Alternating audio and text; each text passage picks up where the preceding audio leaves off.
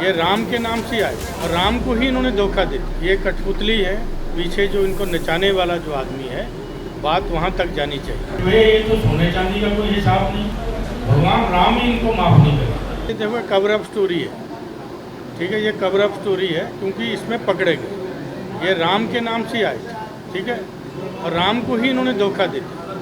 कम से कम भगवान राम को तो बख्श देते, मर्यादा पुरुषोत्तम है, हमारे भी मर्यादा पुरुषोत्तम है, हम भी भगवान राम को मानने वाले लोग हैं।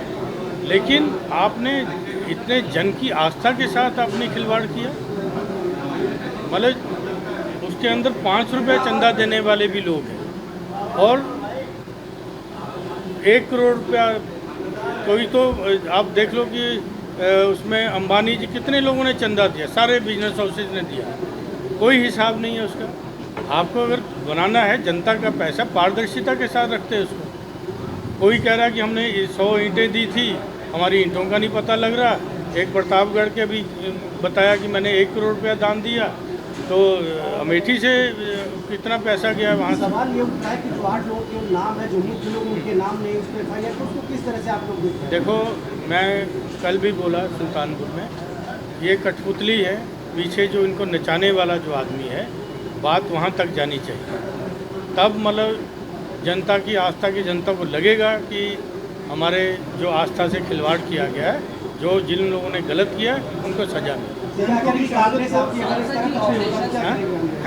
अगर इस पर जो आप लोग बात करें इस पर नहीं अमल हो पाता तो आपको क्या करेंगे? नहीं, हम लोग तो जनता के अंदर बात ले रहे हैं। कल हम लोग अयोध्या जा रहे हैं दर्शन करने, जा रहे हैं, हम लोग भी जा रहे हैं। वैसा नहीं है कि हम अपने स्तर पे कर रहे हैं, तो हम तो हमने रक्षा मंत्री जी का एक बयान आया जो उन्होंने सदन बोला और उसके भीतर आया, तो वो बयान किस प्रकार से देख रही है? देखिए, उस दिन तो मैं भी सदन में था जिस दिन मतलब हुआ ऑपरेशन सिंदूर को लेकर उन्होंने बड़ी बड़ी बात किया। अब गवर्नमेंट ने बहुत कुछ छुपाया उसमें, ठीक है, चलो गवर्नमेंट का ये है। राजनाथ सिंह जी ने फ्लोर ऑफ द हाउस सदन के अंदर कहा कि अगर अपोजिशन हमसे ये पूछता कि कितने सैनिक शहीद हुए, तो मैं उनको बताता कि एक भी सैनिक शहीद नहीं हुआ। तब वही सरकार 6 लोगों के नाम जारी कर रही है कि ऑपरेशन सिंदूर में ये लोग 6 लोग शहीद हुए हैं। तो कैसा सदन और कैसा मिनिस्टर, कैसा देश की सरकार, ये तो सोचने का विषय है। फ्लोर ऑफ द हाउस अंदर में कहा कि अपोजिशन को ये पूछना चाहिए कि कोई हमारी सैन्य क्षति तो नहीं हुई, तो उन्होंने कहा राजनाथ सिंह ने कि नहीं हुई। और आज वो 6 लोगों की लिस्ट जारी कर रही है गवर्नमेंट, जो उनके शहीद वाले हैं, उसके अंदर नाम उन्होंने डाले कि ये 6 सिंदूर में शहीद हुए हैं। तो कितना विडंबना है कि जो हाउस लोकतंत्र का मंदिर है, अगर उसके अंदर इस प्रेशर में राजनाथ सिंह जी ने ये स्टेटमेंट दिया, ये भी गहन जांच का विषय होना चाहिए। तो मेरा बस यही है कि अब उसके बाद राम मंदिर आ गया। अब राम मंदिर एक आस्था से जुड़ा हुआ बहुत है।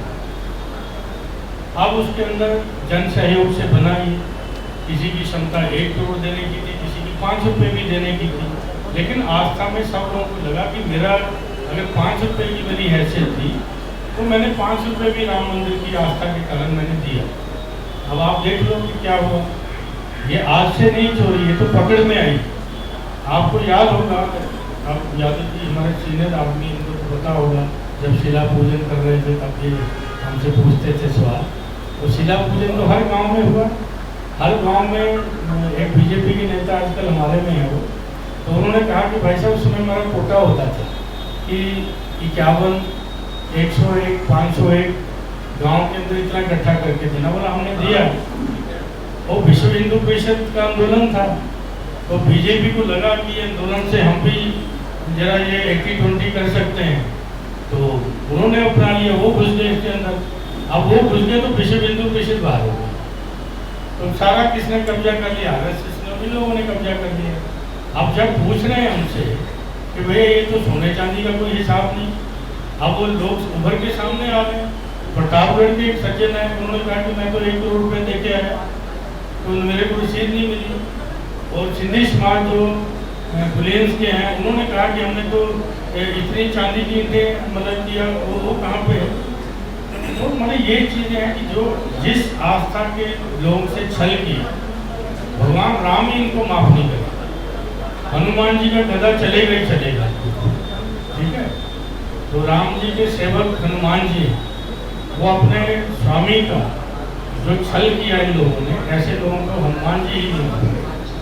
आपके राज्य की खबरें, आपके शहर की खबरें सबसे पहले जानने के लिए देखते रहें अमर उजाला। चैनल को सब्सक्राइब जरूर कर लें और पाएं हर अपडेट।